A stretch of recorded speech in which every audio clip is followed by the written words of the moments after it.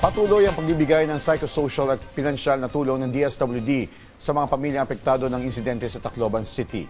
Ayon kay DSWD Spokesperson Assistant Secretary Irene Dumlao, nagsagawa na ang kagawaran ng Psychological First Aid at Incident Stress Debriefing para matulungan ang mga biktima, kanilang mga pamilya at mga nakasaksi sa pagproseso na nangyaring insidente.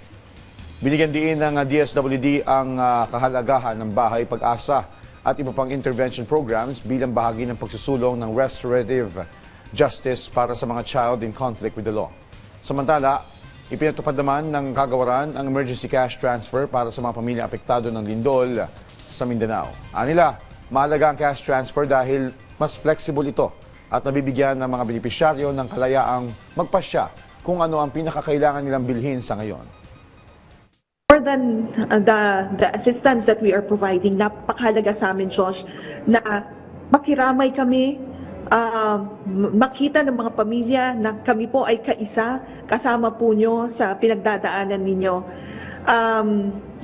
Ito po ang commitment ng DSWD, hindi lamang po sa pagbibigay ng tulong pinansyal, hindi lamang po sa pagbibigay ng mga family food packs, but we are deeply committed in ensuring na kayo po ay mabigyan ng nararapat na assistance, nararapat na tulong.